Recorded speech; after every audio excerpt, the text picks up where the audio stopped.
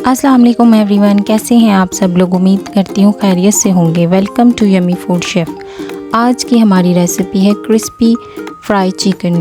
Crispy fry chicken बहुत ही delicious recipe है। आप ये अपने घर में मस्ट ट्राई कीजिएगा और इसी तरह से पैटर्न फॉलो करेंगे तो बहुत टेस्टी होगी। और इसके लिए आपको जिन चीज़ों की ज़रूरत है उसमें शामिल है, मैंने यहाँ पर बोनलेस चिकन लिया है। आप अपने लेग पीसेस भी ले सकते हैं और जो चिकन आपके पास अवेलेबल हो आप इजीली उसके साथ भी यही प्रोसेस करके आप बना सकते हैं। यहाँ पर मैंने 5 चम्मच दही के ऐड किए हैं। दही के बाद आपने इसमें 1 चम्मच लहसुन का पेस्ट शामिल करना है और 2 चम्मच आपने इसमें नींबू का जूस, लेमन जूस शामिल करना है और 2 चम्मच आपने यहाँ सोया सॉस के शामिल करने हैं और 1 चम्मच आपने विनीगर यानी कि सिरका शामिल करना है। और आप इसमें चिली सॉस भी ऐड कर सकते हैं इफ़ यू हैव। और मैंने यहाँ पर टमाटो केचप यूज़ किया है बट इट्स ऑप्शनल,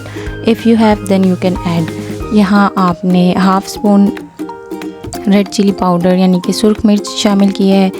1 टीस्पून आपने धरा मिर्च चिली फ्लेक्स शामिल किए हैं। हाफ़ स्पून आपने साल्ट, नमक अकॉर्डिंग टू योर टेस्ट शामिल कर देना है और 1 टीस्पून काली मिर्चों का पाउडर शामिल कर दिया। इसको अच्छी तरह से आपने मिक्स करना है और फिर जब आपके जो चिकन के पीसेस थे या जो भी आपके पास चिकन होगा, बोनलेस है ये, आपके पास लेग पीसेस हैं वो हो, जो भी हो, आपने इसको अच्छी तरह से मैरिनेट कर देना है। इसमें अच्छी तरह से हर एक चिकन के पीसेस के ऊपर आपने अच्छी तरह से इसको लगाना है मटेरियल को और आपने इसको 2 घंटे के लिए फ्रिज में रख देना है। उसके बाद आपने एक प्लेट में मैदा लेना है। मैदे के बाद आपने इस मैदे में सारे स्पाइसेस शामिल करने हैं। Half spoon red chilli powder, half spoon आपने इसमें धरा मिर्च शामिल कर दी और ब्लैक पेपर, नमक, सारे इंग्रेडिएंट्स आपने इसमें शामिल करने के बाद आपने इसको अच्छी तरह से मिक्स कर देना है,